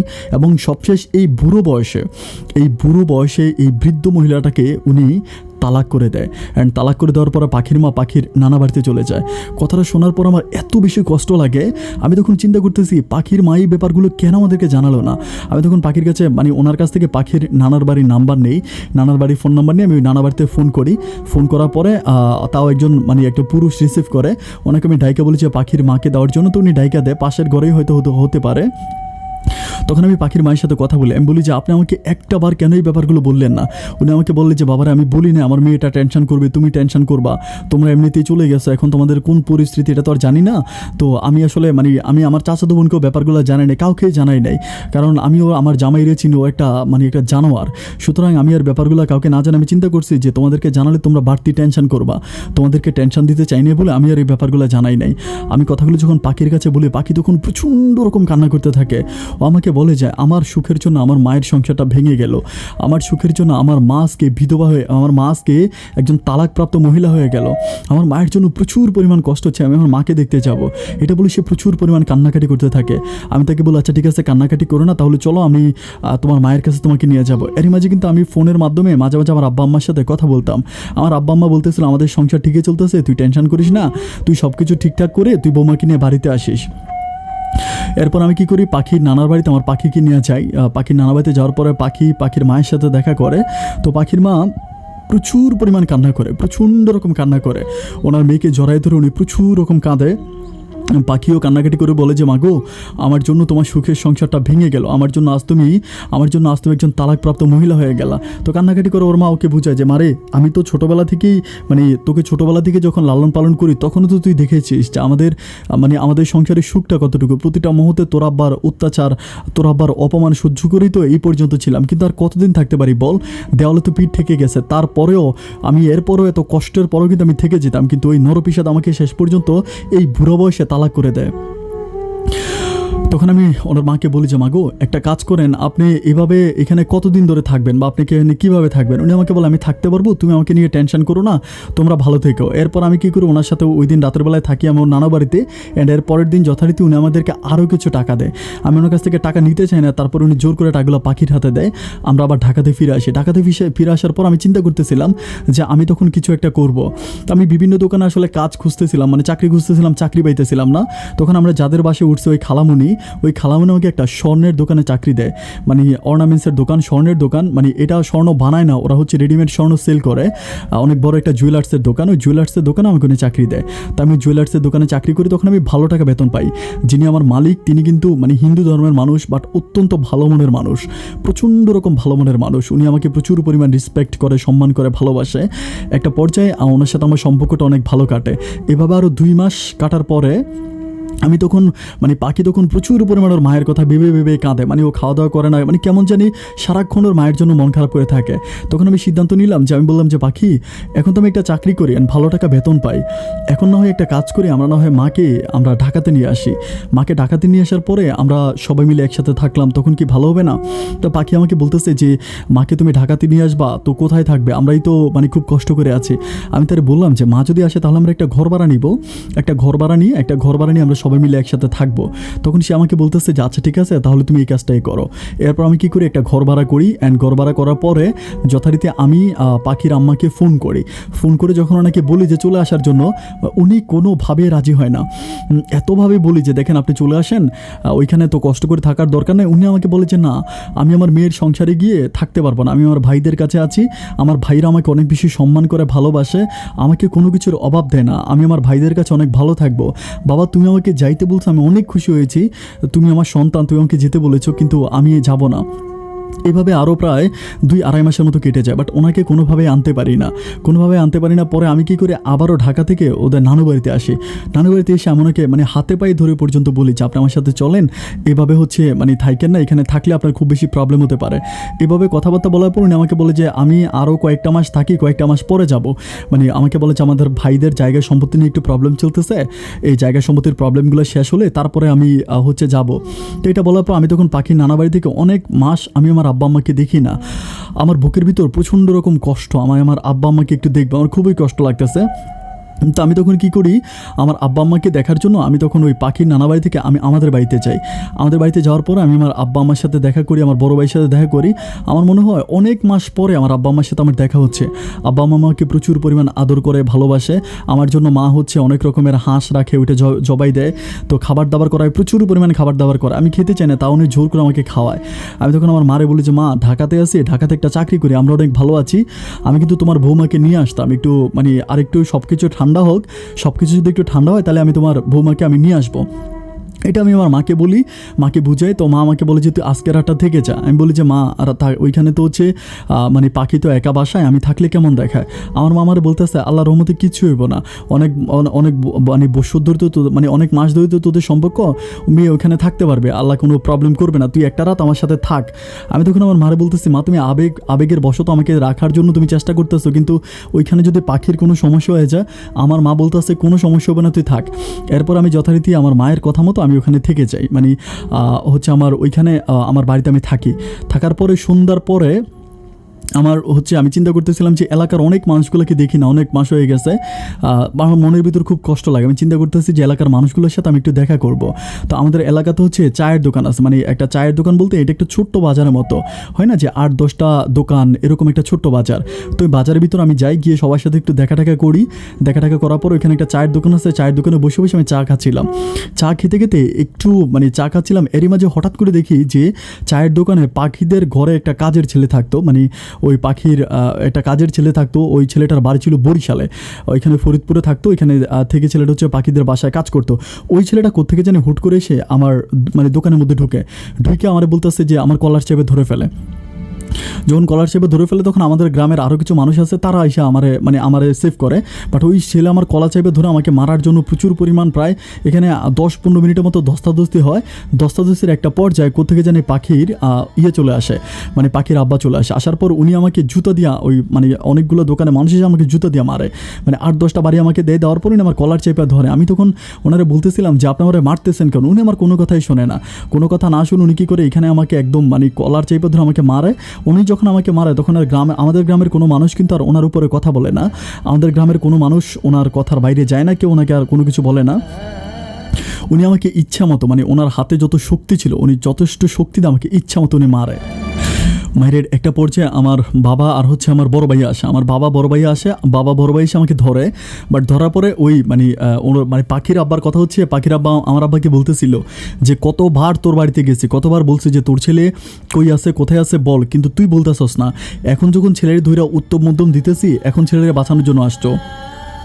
এটা বলে উনি আমার আব্বার সাথে অনেক খারাপ ব্যবহার করতেছে, আমার আব্বার গায়েও হাত তুলতেছে, আমার বড় ভাইয়াকেও মারার জন্য তেরিয়ে আসতেছে। আমি তখন আমি একটা ব্যাপার খুবই অবাক হয়ে গেলাম যে আমাদের গ্রামে এতগুলো মানুষ, আমাদের গ্রামের মানুষগুলো ধরতো যদি, তাহলে পাখির বাপ আর ওনাদের কাজের ছেলে দুইটা লোক, ওনাদের গ্রামের পাখিদের গ্রামের কোনো মানুষ কিন্তু আমাদের এই বাজারে আসে না, আমাদের বাজারে কিন্তু আসে না। তো এখন আমি চিন্তা করতেছি আমাদের গ্রামের মানুষগুলো যদি ধরতো তাহলে কিন্তু আমাকে কিছুই করতে পারে না। তো এইভাবে উনি আমাকে ভাইদা ফেলে, দোকানে ভাইদা ফেলে উনি ওনার গ্রাম থেকে কিছু মানুষ খবর দেয়, উনি দরবার ডাকবে। আমার আব্বা বলতেছে যে ঠিক আছে দরবার করেন, আপনি কালকে করেন, আজকে আমার ছেলের ছাইড়ে দিন রাতের বেলা। উনি বলে যে না, তোর ছেলের ছাইড়ে দিলে তোর ছেলে ভাইগা যাইব, এখনই আমি আমার গ্রামের মানুষ ডাকবো, ডাইকে আমি একটা দরবার করবো। তখন উনি ওনার গ্রামের মানুষদেরকে ফোন দেওয়ার পর ওনার গ্রামের কিছু মানুষ আসে। বাট এরই মাঝে কোত্থেকে উনি পুলিশ নিয়ে আসে, আমি ব্যাপারটা বুঝতেই পারিনি কি কে উনি কল দেয় নাকি পুলিশ অন্য কেউ কল দেয়। কল দেওয়ার পরে পুলিশ এসে কারো কথা শোনে না, সম্পূর্ণ পাখির আব্বার সাপোর্টে যায়। যার পরে পাখির আব্বা বলে যে এমনি আমার মেয়ের নিয়ে পালাই গেছে, আজকে এতগুলো মাস আমার মেয়ের নিয়ে পালাইছে, উনি আমার নামে বিচার দেয়। বিচার দেওয়ার পরে পুলিশ তখন আমাকে হ্যান্ডকাপ পরায় দেয়। আমি তখন বলি যে আমি বিয়ে করছি, আমার বউ আমার কাছে কাবিন আছে, আমার বউ ঢাকাতে আছে, সব কিছু বলি। বাট উনি আমার কোনো কথাই শুনবেন, আমাকে ধরে আমাকে থানাতে নিয়ে যায়। থানাতে নিয়ে যাওয়ার পরে আমাকে ওইখানে থানাতে আটকায় রাখে। তো আমার আব্বা তখন আমার এলাকার হচ্ছে আরেকজন উনিও কিন্তু প্রাক্তন চেয়ারম্যান আমাদের গ্রামের, ওই চেয়ারম্যানকে গিয়ে আমার আব্বা ধরার পরে ওই চেয়ারম্যান বলে যে তুই মন খারাপ করিস না, আমি তোর ছেলের আনার ব্যবস্থা করব। তো উনি কী করে, প্রায় 3 দিন পর্যন্ত আমি থানায় থাকি। 3 দিন পরে আমাদের এলাকার যিনি প্রাক্তন চেয়ারম্যান, উনি অনেক কষ্ট করে থানা থেকে প্রায় 60-65 হাজার টাকা খরচ করে আমাকে থানা থেকে বের করে আনার পরে আমি থানা থেকে বেরিয়ে আসার পর আমি তখন আমার মারে বলতেছিলাম, এরই মাঝে কিন্তু আমার পাখির সাথে কোনো রকম যোগাযোগ নাই, পাখি কেমন আছে বা কোথায় আছে আমি এগুলো কিছুই বুঝতে পারতেছি না। তো তখন আচ্ছা আমি কিন্তু তখনও সিঙ্গেল কোনো বাসা নেই, আমি কিন্তু তখনও ওই অ্যাডজাস্ট বাসার মধ্যেই ছিলাম। তো পরে আমি ওই আমার ওই খালামনির সাথেই ছিলাম। পরে আমি চিন্তা করতেছিলাম, মারে বলতেছিলাম এই ঘটনা, আমি আগে ঢাকাতে যাই, ওরে দেখে আসি। তো আমি সাথে সাথে সেদিনে ঢাকাতে যাওয়ার পর ও প্রচুর পরিমাণ কান্না করে, আমাকে দেখে প্রচুর পরিমাণ কান্না করে। আমি বলি যে তুমি কান্না কেন করতেছো? আমাকে বলে যে তোমাকে থানায় ধরে নিয়ে গেছে, তাই না? আমি তারে বললাম যে আমাকে থানায় ধরে নিয়ে গেছে, এগুলো তুমি কীভাবে জানো? তো ও আমাকে বলতেছে আমি চাচির কাছে ফোন করছিলাম, আমাদের গ্রামে চাচতো বোনের কাছে ফোন করছিলাম, ওরা বললো যে তোমাকে নাকি থানায় ধরে নিয়ে গেছে, কীভাবে বের হইলা? আমি তখন বললাম যে তারা সব কিছু স্টোরি খুলে বললাম যে এইভাবে খুব কষ্টের পরে বেরিয়ে আসছে। তখন আমার বলতেছে যে এইভাবে আর কোনো দিন তুমি গ্রামে যাও না, গ্রামে গেলে আমার আব্বা তোমাকে মেরে ফেলবে। তো এভাবে আরও প্রায় 8-9 দিন কাটেন। 8-9 দিন কাটার পরে পাখি একদিন মাথা ঘুরে পড়ে যাওয়ার পর আমরা তাকে ডাক্তারের কাছে নিয়ে যাই। ডাক্তারের কাছে নিয়ে যাওয়ার পরে বাসায় ডাক্তার নিয়ে আসি। ডাক্তার এনে দেখার পরে ডাক্তার বলতেছে পাখি মা হতে যাচ্ছে। এটা শোনার পর আমি প্রচুর পরিমাণ খুশি হই। আমি সাথে সাথে আমার মাকে, আমাদের এলাকাতে ফোন করে আমার মাকে আব্বাকে জানাই, বলি যে দোয়া করবেন, পাখির ঘরে বাচ্চা হবে, আমি বাবা হতে যাচ্ছি। মাও প্রচুর পরিমাণ খুশি হয় এবং আমি যথারীতি পাখির মাকে ফোন করে বলি যে মা এই ঘটনা, পাখি মা হতে যাচ্ছে, আপনি দোয়া করেন। তো উনিও বলে যে না কোনো সমস্যা না, আমি দোয়া করি, আলহামদুলিল্লাহ সব কিছু ঠিক হবে। তো এভাবে কয়েকদিন কাটে, আরও প্রায় 1-1.5 মাসের মতো কাটে। তখন আর পাখি পাখি ওভাবে চলাফেরা করতে পারে না বা রান্নাবান্না করতে পারে না। আমরা যে আন্টির বাসা থেকে, আন্টিও কিন্তু চাকরি করে, তো এভাবেও ওকে দেখাশোনা করার মতো আর কোনো মানুষ নাই। তখন আমি পাখির মাকে বলতেছি যে আমি একটা কাজ করি, পাখিকে আপনার নানু বাড়িতে আপনার কাছে পাঠাই দিই, আপনার পাখিকে একটু দেখভাল করেন, কারণ হচ্ছে এখানে থাকলে তো মরে যাবে, ওর ট্রিটমেন্ট করবো নাকি আমি চাকরি করব, আর ওর খালাও তো চাকরিতে চলে যায়। তখন আমাকে বলে যে উনি আবার নিজে বলে যে ঠিক আছে তুমি একটা বাসা ঠিক করো, আমি আসবো। তখন আমি কী করি, আমি পাখিকে বলি যে পাখি মা বলতেছে মা নাকি আসবে। তখন পাখি প্রচুর পরিমাণ খুশি হয়। তখন আমি কী করি, আমার ওই খালামনির বাসার পাশেই হচ্ছে একটা বাসা ঠিক করি, অ্যান্ড ওই বাসার ভিতরে পাখির মাকে আমি আর ওই যাই না, উনি নিজে হচ্ছে গাড়ি দিয়ে উনি নিজে ঢাকাতে চলে আসে। এরপর আমি ওনাকে আর পাখিকে নিয়ে পাশের একটা ঘর থাকে, ওই একটা বাসা ভাড়া করে ওই বাসার ভিতরে আমরা উঠার পরে যাক আলহামদুলিল্লাহ আমি ভালোভাবেই থাকতেছি। যেতে যেতে আমার পাখির একটা হচ্ছে ছেলে সন্তান দুনিয়াতে আসে। একটা ছেলে সন্তান হয়। ছেলে সন্তানটা হওয়ার পরে এত সুন্দর হয়, অদ্ভুত কাণ্ড হচ্ছে, এরকম ছেলে আমার কাছে মনে হয় যে আমার জীবন আমি কখনো দেখি নাই। আমার ছেলেটা দেখলে মনে হয় যে এটার বয়স জন্ম হয়েছে যে 1 মাস হয়ে গেছে, এত বড়, চুল উঠে গেছে, বুড়ো উঠে গেছে, যেখানে ওর কিন্তু নর্মাল হয়নি। সিজার করতে হয়েছিল। তো সিজারে যখন হয় মানে ডাক্তাররাও বিশ্বাস করতে পারে না, মানে ডাক্তাররাও বলে যে আমরা এরকম বাচ্চা দেখি নাই, মানে মনে হয় যে না একদম মানে লাইক 1-1.5 মাস হয়ে গেছে বাচ্চার বয়স, এরকম মনে হয়। যাই হোক, বাবু হওয়ার পরে মোটামুটি সব দিক থেকে সবাই অনেক বেশি খুশি। আখির খালামণি, তারপরে আবার আমার মাও কিন্তু ঢাকাতে আসে আমার বড় ভাইকে নিয়ে, মা নাড়ু তারপরে মিষ্টি এটা সেটা বানায় নিয়ে আসে। তো সবাই মিলে মোটামুটি প্রচুর পরিমাণ খুশি, শুধুমাত্র পাখির বাবা ছাড়া আর আমার পরিবার, পাখির পরিবার মানে একদম সবাই। পাখির মামা আসে, উনি আমাকে টাকা পয়সা দিয়ে যায়, আইসা উনি আমাকে 15,000 টাকা দেয়। তারপরে হচ্ছে পাখির মামানিরা আসে, মানে একদম মানে সম্পর্কটা তো ক্লোজ হয়ে গেল, সবার সাথে সবার একদম মধুর সম্পর্ক। কিন্তু একটা ব্যাপার আমি বলে রাখি, সেটা হচ্ছে আমার ছেলের একটা ভিন্ন রকম পরিবর্তন আছে। ভিন্ন রকম পরিবর্তন বলতে আমার ছেলের মানে আঙ্গুল, মানে একটা ছেলের তো আসলে মানে হাতের ভিতরে 5টা আঙ্গুল হয়, 2টা হাতে 10টা আঙ্গুল হয়, কিন্তু আমার ছেলের একটা হাতের ভিতরে 6টা আঙ্গুল, 2টা হাতের ভিতরে 12টা আঙ্গুল, মানে টোটাল ওর 12টা আঙ্গুল। এই 12টা আঙ্গুল তো আমি চিন্তা করতেছিলাম যে মানে এটা আমার মা বলে যে, এবং আমার শাশুড়ি বলে এটা ছেলেটা অনেক ভাগ্যবান, অনেক লাকি হবে, এই জন্য হয়তো এতগুলো আঙ্গুল নিয়ে দুনিয়াতে আসছে। মানে এত আঙ্গুল যে ছেলেদের থাকে তারা নাকি অনেক বেশি ভাগ্যবান হয়, এটা আমার মা এবং আমার শাশুড়ির কথা। তো যথারীতি আমি কী করি, আমি তো দোকানে চাকরি করি, মানে স্বর্ণের দোকানে চাকরি করি, জুয়েলার্সে। এভাবে আমার দিনগুলো আস্তে আস্তে করে কাটতেছিল। তো একটা পর্যায়ে আমার ছেলেটা বড় হয়, প্রায় তখন মেবি 7-8 মাসের মতো হয়ে যায়। অ্যান্ড 7-8 মাস পরে আমার ছেলেটা বড় হয়, মোটামুটি বড় হয়। তখন আমার মালিক একদিন আমাকে বলতেছে যে তোর ছেলেটাকে দেখলাম না, তুই ছেলেটাকে নিয়ে আসলি না। আমার মালিক, যিনি দোকানের মালিক, তো একদিন আমি আমার ছেলেটাকে কোলে করে একদম সুন্দর করে সাজাটা নিয়ে যাই। নিয়ে যাওয়ার পরে আমার মালিক আমার কোলে নিয়ে প্রচুর পরিমাণ আদর করে। তো আমাকে বলতেছে যে আমি তখনও, আমার মালিক কী করে বলে যে মাশাআল্লাহ অনেক সুন্দর ছেলে হয়েছে, বাট আমার মালিক বাচ্চাকে কোলে নিয়ে আসে, ওই মুহূর্তে ম্যাডাম চলে আসে, মানে আমার মালিকের বউ। উনি আসার পরে ওনাদেরও কিন্তু মানে হচ্ছে একটা মেয়ে আছে, 2টা মেয়ে, ওনাদের 2টা মেয়ে। তো এখন উনি আসার পর ছেলেটাকে দেখার পর, মানে আমার ছেলেকে দেখার পর উনি কোলে নেয়, কোলে নিয়ে মানে প্রচুর পরিমাণ আদর করে, চুমু দিয়ে উনি মানে কি জানি বলে যে আমাকে বলতেছে যে তুমি মানে আমার বাসায় এসে বিকেলে ওকে নিয়ে তুমি বাসায় যাবা। আমি বলি যে না, ও তো মানে কান্নাকাটি করবো মায়ের জন্য। উনি আমার বলে না কোনো কান্নাকাটি করবে না, আমি আমার কাছে রাখবো, তুমি ওই বিকেলবেলা কাজ শেষ করে যাওয়ার সময় আমাদের বাসা থেকে ওকে নিয়ে যাবা। আমি তখন বুঝতে পারতেছিলাম না যে কেন উনি আমার বাচ্চাকে এতটা ভালোবাসা দিয়ে বাসায় নিয়ে গেল। যাক, আমি এরপরে বিকালবেলা যাওয়ার পর আমার বাচ্চাকে নিয়ে আমি বাসায় যাই। অ্যান্ড এরপর থেকে আমার মালিক কন্টিনিউ খালি আমাকে বলে যে তুমি তোমার বাবুটাকে নিয়ে আসো। মানে আমার বাবুর প্রতি ওদের, মানে আমার মালিক এবং মালিকের বউর অন্যরকম ভালোবাসা জন্মে যায়। ওরা মাঝে মাঝে আমাদের বাসায় আসে, এসে আমাদের জন্য, মানে আমার বাবুর জন্য কাপড় চোপড়, খাবার দাবার, এটা সেটা অনেক কিছু নিয়ে আসে।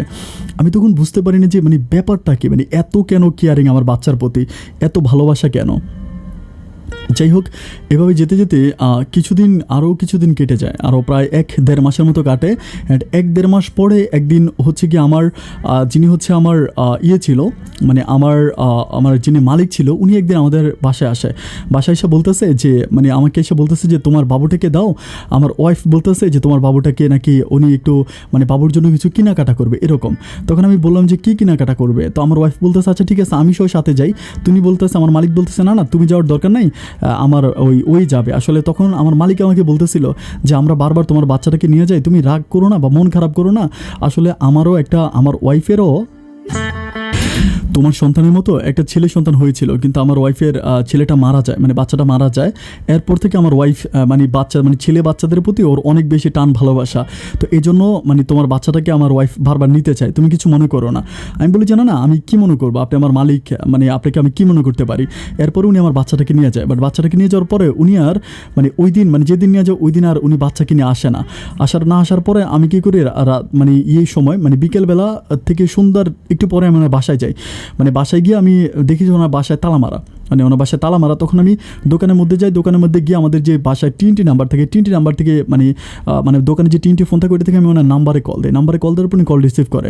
আমি তখন তাকে বলি যে মালিক আমার বাচ্চা কোথায়, আপনার বাসায় দিয়ে তালা মারা। পরে আমার বলতেছে যে আমি তো তোর বাচ্চাকে নিয়ে মার্কেটে আসছিলাম, কেনাকাটা করে রাতের বেলায় তোর বাসায় দিয়ে আসবো, এটা বলার পরে তখন আমি তখন আমার বাসায় যাওয়ার পর আমার ওয়াইফ প্রচুর পরিমাণ কান্নাকাটি করতে থাকে। আমাকে বলে যে তুমি বাবুকে আনা ছাড়া বাসায় কেন চলে আসছো? আমি বলি যে আরে মালিক তো বলছে সে দিয়ে যাবে, তাই না, তুমি এরকম মন খারাপ কেন করতেছো? আরে তো মন খারাপ করার কি আছে? তখন আমার ওয়াইফ আমার বলতেছে, আমার শাশুড়িও মন খারাপ করতেছে, আমার শাশুড়িও কান্নাকাটি করতেছে যে এটা কেমন কথা, বাবুটারে তুমি দিয়ে আসলা। দেখতে দেখতে রাত প্রায় আনুমানিক 12টা মতো বেজে যায়, বাট এরপরেও ওনার কোনো খোঁজ খবর নেই, ওনার আসতেছে না। এরপর আমি কি করি, আবারও যাই রাতের বেলায় আমি ওই আমার মালিকের বাসার সামনে যে মালিকের বাসার সামনে গিয়ে তখন আমি মানে বাসায় কলিং বেল টিপি, কেউ দরজা খোলে না, মানে ঘরের মধ্যে কেউ নেই। আমি তখন প্রচণ্ড রকম, আর রাতের বেলা আমি ঘুমাইতে পারি না। রাতের বেলা আমি, আমার ওয়াইফ, আমার শাশুড়ি সবাই মিলে প্রচণ্ড রকম কান্নাকাটি করি। অ্যান্ড কান্নাকাটি করে একটা পর্যায়ে, এরপরে যখন আমরা আবারও সকালবেলা দোকান খুলে, মানে দোকান খুলে সকাল 9টা বাজে দোকান খোলার পরে আমি তখন ওই মানে সবাই যে, তখন আমার মালিকের নাম্বারও কিন্তু বন্ধ। আমি রাতের বেলায় বাড়িওয়ালাকে ঘুম থেকে জাগে, বাড়িওয়ালার নাম্বার থেকে আমার মালিকের নাম্বারে কল দিয়েছি, তখন আমার মালিকের নাম্বারটা বন্ধ। আমি বুঝতে পারতেছিলাম না কী ব্যাপার, আমার মালিকের নাম্বার বন্ধ কেন, মানে ওনার নাম্বারে আমি আর কোনো রকম লাইন পাচ্ছি না। এরপরে মানে দেখতে দেখতে সকাল প্রায় আনুমানিক 11টা মতো বেজে যায়। 11টা বাজে উনি কোথেকে জানে আসার পরে আমি খুব মানে একদম মানে লাউডলি ওনাকে বলতেছে যে আপনি আমার বাচ্চারা নিয়ে কই নিয়ে গেছেন। আমার ওয়াইফ বাসায় কান্নাকাটি করতে মরে যেতেছে, আমার শাশুড়ি কান্না করতেছে, বাসার সবাই কান্না করতেছে, আপনি আমার ওয়াইফকে, মানে আমার বাচ্চা কোথায় রাখছে, আমার বাচ্চা কই। তখন উনি আমার বলতেছে যে তোমার বাচ্চা মানে, আমি বলি আমার বাচ্চা মানে আপনি আমার বাচ্চা কালকে নিয়ে গেলেন না, কই কেন, আমি না তোমার বাচ্চারে বিকেলবেলা দিয়ে আসলাম। আমি তখন তারা বলতেছি আপনি আমার বাচ্চারে বিকেলবেলা দিয়ে আসছেন মানে। উনি আমার বলে ওমা, আমরা দুপুরবেলা তোমার বাচ্চারা আনলাম, তোমার বাচ্চার জন্য কাপড় চোপড় কিনলাম, তারপরে বিকেলবেলা তোমার বাচ্চাকে ঘরে দিয়ে আসলাম না। আমি বলতেছি আপনি কি মানে পাগল হয়ে গেছেন, মানে পরে আমার বলতেছে এই আমি তোমার মালিক, সংযত ভাষায় আমার সাথে কথা বলো। আমি বললাম সংযত ভাষায় কথাই তো বলতেছি, আমার বাচ্চা কোথায়। উনি আমার বলে যে তোমার বাচ্চাকে তো আমি তোমার বাসায় দিয়ে আসছি, তুমি কি পাগল হয়ে গেছো, তোমার ব্রেন নষ্ট হয়ে গেছে। ওনার কথা শুনে যেন আমি আসমান থেকে পড়লাম। আমি সাথে সাথে বাসায় গেলাম। বাসায় গিয়ে আমি আমার বাবুরে দেখতে পাচ্ছি না। আমি আমার বউকে বলতেছি যে আমার মালিক বলতেছে উনি নাকি আমার বাবুরে বাসায় দিয়ে গেছে। তখন আমার বউ প্রচণ্ড রকম কান্নাকাটি করে, ও কান্না করতে করতে শুয়ে যায়। ও আমাকে বলে যে আমার বাচ্চাটাকে মনে হয় ওরা মেরে ফেলছে। আমি তখন আমার মালিকের কাছে যে, বাট ওনার কাছে কোনো আশ্রয় পাই না। উনি আমাকে বলে যে তোমার বাচ্চা দিয়ে দিছি। আমি তখন পাগলের মতো হয়ে যাই, এখানে ওখানে যাই, বিভিন্ন জায়গায় যে আমার বাচ্চারা আমি আর পাই না। একটা সময় আমি থানায় যাই, আমি ওনার নামে মামলা করে দিই, মানে সরাসরি মামলা করি যে আমার বাচ্চা কিডন্যাপ করছে, আমার বাচ্চাকে নিয়ে গেছে। পুলিশ আসার পরে উনি পুলিশকে বুঝিয়ে বলে যে এটা আমার দোকান, এটা আমার ব্যবসা প্রতিষ্ঠান, ও আমার দোকানের কর্মচারী, ওর বাচ্চাটা আমার ওয়াইফ, তখন ওনার ওয়াইফ মানে মালিকের যে ওয়াইফ, উনিও স্টেটমেন্ট দেয় যে উনি আর আমার মালিক গিয়া নাকি বাচ্চাকে দিয়ে আসছে। তখন পুলিশ আমাকে বলতেছে যে আরে তোর দোকানের মালিক উনি তোর বাচ্চা নিয়ে কী করবে, তোরা মনে হয় তোদের মিসআন্ডারস্ট্যান্ডিং, বাচ্চা কী হয়েছে আমি জানি না। তখন আমি কী করি, মানে অনেক থানার ভিতরে যে অনেক লোকদের কাছে যাই মামলা মোকদ্দমা করার জন্য, বাট আমি কিছুই করতে পারি না। আমার মালিকের সাপোর্টে সবাই, কেউ আমার সাপোর্ট নেয় না, কেউ আমার কথা শোনে না। আমি তখন প্রচুর পরিমাণ কান্নাকাটি করতে থাকি। বাসায় এসে এখানে সেখানে বিভিন্ন জায়গায় আমার বাচ্চারা আমি খুঁজি। আমি যত লোক আছে বিভিন্ন লোকদের ধরে, আমার শাশুড়িও কান্নাকাটি করে, গ্রাম থেকে আমার মা আসে, আমার আব্বা আসে, আমার মামারা, মানে আমার হচ্ছে মামা শ্বশুর আসে, সবাই আসে, আইসে সবাই বিভিন্ন জায়গায় মালিকের সাথে কথা বলে। তখন মালিক একরকম দোকান বন্ধ করে উনি দোকান খোলা রেখে উনি কী করে ওইখান থেকে উনি কোথায় জানি চলে যায় ওনার বউকে নিয়ে। আমি বউকে নিয়ে চলে যাই, আমি থানায় গিয়ে মামলা টামলা করে আমি ওনাকে আর কোথাও, মানে ওনাকে পাওয়াই যায় না, উনি আর নাই। ওনার দোকানে গেলে ওনার ম্যানেজার দোকান চালায়। আমি তখন বুঝতে পারতেছিলাম না যে বাচ্চারা কই নিয়ে গেল। অ্যান্ড সবশেষ আমার ওয়াইফ বলতেছিল যে আমার শাশুড়ি বলতেছিল যে ওনাদের নাকি একটা পরিচিত একটা হুজুর আছে ওনাদের এলাকাতে, পরিচিত হুজুরটার কাছে গেলে জানা যাবে তার বাচ্চাটা কী হয়েছে, এটা বলে। তো বলার পরে আমি আবার রাতের বেলা আমার বউ প্রত্যেকদিন আমার বাচ্চারে স্বপ্ন দেখে, আমার বউ স্বপ্নে দেখে যে আমার বাচ্চাকে জানি জব করাই দিতেছে, বাচ্চা রক্ত বেরিয়ে আছে, এগুলো আমার বউ প্রতিদিন স্বপ্ন দেখেও রাতের বেলায় কান্নাকাটি করে। তো এরপরের দিন আমরা পরিবারের সব মানুষ গেলে ওই হুজুরের কাছে যাই, যে হুজুরের কাছে যাওয়ার পরে হুজুরের কাছে যাওয়ার পরে হুজুরটা আমাকে জিজ্ঞেস করেছে সব ঘটনা। আমি সব ঘটনা বলার পরে হুজুর আমার বলতেছে যে আপনার বাচ্চাটাকে বলি দেওয়া হয়েছে।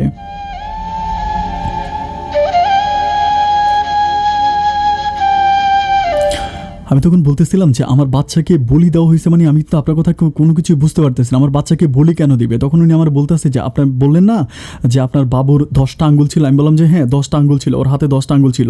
তো বলে যে হ্যাঁ 10টা আঙ্গুলের একটা আপনার বাচ্চাকে মারছে ওই মহিলা, আরেকটা মানুষকে মারছে, আপনার বাচ্চার উপরে ওই লোকের জান আনছে, ওই লোকের জান হাজির করার পরে আপনার বাচ্চাকে খুন করছে, সাথে সাথে ওই লোকটা মারা গেছে, যার নামে যাকে দিয়ে হচ্ছে যাকে মারার জন্য আপনার বাচ্চা করছে ওই বাচ্চারা ওই লোকটা মারা গেছে, ওই ভদ্রলোকটা মারা গেছে। আমি তখন যেন কথাগুলো যেন আমার কাছে পুরো কাল্পনিক মনে হয়। আমি যেন কোনো আমি তখন এই দুনিয়াতে না, আমি তখন কী বলতেছেন। উনি আমার বলে যে আমি যেটা বলতেছি আপনি যদি বিশ্বাস না করেন, আমি এটা তো আমার তকদির, আমি এটা পাইছি, আপনি এটা অন্য কোথাও গিয়ে খোঁজ খবর নিতে পারেন। তখন আমি বিভিন্ন জায়গায় যাই, অনেক জায়গায় যাই, আমি প্রায় 10-15টা কবিরাজের কাছে যাই। এবং সবশেষ একটা কবিরাজ পাকিস্তানে, উনি ওনার বাড়ি হচ্ছে পাকিস্তানে, উনি ঢাকাতে থাকে, মানে ঢাকাতে হচ্ছে উনি মানে ওনার যে বিহারি পাড়াতে থাকে, উনি অনেক বড় কবিরাজ, মানে ঢাকাতে ওনারা সবাই এক নামে চিনে। ওই ওনার কাছে যায়, ওনার কাছে গেলে উনি সেম কথাটাই বলে, আমার বাচ্চাকে নাকি বলি দেওয়া হয়েছে, আমার বাচ্চাকে বলি দেওয়া হয়েছে, আমার বাচ্চাকে বলি দেওয়া হয়েছে। তো তখন আমি কী করি, আর কোনো রকম দিশকুল না পেয়ে আমার মালিকের নামে আমি মানে কিডন্যাপিংয়ের মামলা দিই। বাট মামলাটা আজকে প্রায় আনুমানিক প্রায় 5 বৎসর, 4 থেকে 4 বৎসর, 4 থেকে 4.5 বছর কি 5 বছর মতো হবে। এই 4.5 বছর 5 বৎসরে মামলাটা এখনও ঝুলে আছে। আমাকে এখনও আমার কোম্পানির মানে আমাকে ওই ওসি বলতেছে যে আমরা তদন্ত করতেছি, আমরা খোঁজ খবর নিতেছি। আমি এখনও আর ওই দোকানে চাকরি করি না, আমি অন্য কাজ করি ঢাকাতেই। বাট আমি দেখি যে আমার মালিক দোকানে আসে, দোকান থেকে বের হয়, উনি দোকান চালায়, আমি আমার মালিকের বউরে নিয়ে ঘুরে বেড়ায়, ওরা সব কিছুতে ঠিক আছে। কিন্তু থানাতে গেলে ওনারা বলতেছে যে আমরা এখনও ইনকোয়ারি করতেছে। আমি জানি না আপন ভাই কত বৎসর ওই থানার ওসি ব্যাপারটা ইনকোয়ারি করবে। আপন ভাই আমার কলিজাটা ছিঁড়ে যাচ্ছে এই কথাগুলো বলতে। আমার বউ আজকে পাগলের মতো হয়ে গেছে, আমার বউ খাওয়া দাওয়া করে না, ঘুমায় না, আর এরপরে কোনো বাচ্চা, আমার আর কোনো বাচ্চা হয় না এই পর্যন্ত। আমি জানি না আর আমাদের বাচ্চা কেন হইল না, আমাদের বাচ্চাই হচ্ছে না। ওর বাচ্চা হইলে নষ্ট হয়ে যায়, পেটে বাচ্চা হইলে নষ্ট হয়ে যায়, বাচ্চা হইলে নষ্ট হয়ে যায়। আমার শ্বশুর, আমার শাশুড়ি, তারপর আমার আব্বা আম্মা, আমার সবাই আমরা প্রচুর পরিমাণ ভেঙে পড়েছি ব্যাপারটা নিয়ে। আপন ভাই আমি আপনাকে আমার জীবনের গল্পটা বললাম, যদি পারেন আমার জীবনের গল্পটা আপনি প্রচার করবেন। আমি থানা থেকে কোনো মামলা পাই নাই, এই হচ্ছে আমার থানার কপি সহ মামলার কপি সব কিছু আপনাকে পাঠাইলাম ভাই। যদি পারেন আপনি আমার জন্য একটু হেল্প করবেন। আপনি অনেক ভালো থাকবেন, আপনার জন্য শুভকামনা আপন ভাই। আসসালামু আলাইকুম।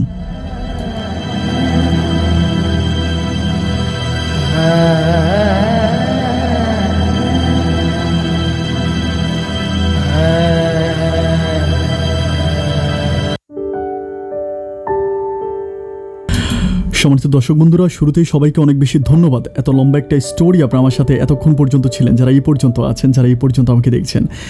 দর্শক শ্রোতা, আমি যখন নীরব ভাইয়ের জীবনে গল্পটা পাই, আমি গল্পটা নিয়ে অনেক বেশি স্টাডি করতেছিলাম। আমি নিজে স্টাডি করেছি, আমি সত্যিকার অর্থে আমি নিজে হচ্ছে একটা কবিরাজের সাথে কথা বলেছিলাম। আমি ব্যক্তিগত একটা কবিরাজ বলতে ওরকম না, উনি একজন মাওলানা টাইপের, উনি হুজুর টাইপের, অনেক বড় একজন হুজুর, আমার খুবই পরিচিত। ওনাকে আমি ব্যাপারটা বলেছিলাম, মানে এটা আমার নীরব ভাইয়ের সাথে কথা বলার পরে ওনাকে আমি ফোন করে বলেছিলাম যে এই ঘটনা এটা আসলে মানে কতটুকু বাস্তব মানে আপনার কাছে মনে হয়। তখন উনি আমাকে সেম কথাটাই বলে, যদি 10টা আঙ্গুল থেকে থাকে, 10টা আঙ্গুল যদি হয়, তাহলে ওই সব সন্তানদেরকে দিয়ে, মানে এক মায়ের এক ছেলে, উনি আমাকে এটা বললো আর কি, যে এক মায়ের এক ছেলে, এবং ওই ছেলে যদি 10টা আঙ্গুল ছেলে থেকে থাকে, এটা যদি প্রথম সন্তান এবং এক মায়ের প্রথম সন্তান মিন্স তো মানে প্রথম সন্তান মানে তো এক মায়ের একই সন্তান, প্রথম সন্তান, তারপর হচ্ছে হাতের মধ্যে যদি 10টা আঙ্গুল থাকে এবং আরও কিছু লক্ষণ আছে। উনি আমাকে বললো যে সন্তানের গায়ে যদি ওরকম লক্ষণগুলো থাকে, তাহলে ওই সন্তানকে দিয়ে বলি দিলে, মানে বলি দিয়ে অন্য কোনো মানুষকে মারা যায়। আই ডোন্ট নো, আমি আসলে এটা জানি না, আমি এটা বিশ্বাসও করি না। ওনারা আমাকে বলে, বা হুজুর বা কবিরাজ যেটা বলে, আমি এটাই আপনাদেরকে বললাম। আমি আসলে এটাকে ট্রাস্টেবল না। আমি আপনাদেরকেও বলি না যে আপনি এটাকে বিশ্বাস করেন, আমি আপনাদেরকে নিজেও বলি না যে এভাবে বাচ্চা দিয়ে মেরে ফেলা যায়, বা এটা আমি আপনাদেরকেও বলি না আপনারা বিশ্বাস করেন। বাট ওই হুজুর যেভাবে বললো, আমি আপনাদেরকে জাস্ট সেভাবেই শোনাইলাম। দর্শক শ্রোতা, এখানে আমি আজকের জীবনে গল্পটা প্রচার করার শুরুতে আপনাদেরকে বলেছিলাম যে গল্পটা আমার হৃদয়ের খুব গভীরে আঘাত করছে, খুবই গভীরে আঘাত করছে। আমি গল্পটা শোনার পর আমার নিজের প্রচণ্ড রকম খারাপ লেগেছে। নীরব ভাই তার ভালোবাসার মানুষটাকে একরকম যুদ্ধ করে জয় করেছে, প্রচণ্ড রকম যুদ্ধ ত্যাগের পর সে তার ভালোবাসার মানুষটাকে পেয়েছে, এবং সবশেষ যে তার সংসারের এই পরিণতি হবে, এটা আমি মানে কখনো স্বপ্নেও চিন্তা করতে পারিনি। যাই হোক, পরিশেষে আমি এটাই বিশ্বাস করি যে আল্লাহ তাআলা যা করে, সৃষ্টিকর্তা যা করে, ঈশ্বর কিংবা ভগবান যাই করে না কেন, অবশ্যই বান্দার ভালোর জন্যই করে। হয়তো নীরব ভাইয়ের আরও এর চেয়েও বড় কোনো বিপদ হতে পারতো, আল্লাহ ওনার সন্তানটাকে নিয়ে হয়তো ওনাকে এর চেয়েও বড় কোনো বিপদ থেকে বাঁচিয়ে দিয়েছে। নীরব ভাইকে সাথে আমি ফোনে কথা বলেছি, ওনার সাথে আমি ওনাকে বলেছি আপনি শান্ত হন, আল্লাহ তাআলা সব কিছু ঠিক করে দিবে, এবং আপনার ওয়াইফের ঘরে সেকেন্ডলি বাচ্চা বোন, ওয়াইফের ঘরে বাচ্চা আমি বলছি যে ডাক্তার দেখান, ইনশাল্লাহ বাচ্চা হয়ে যাবে।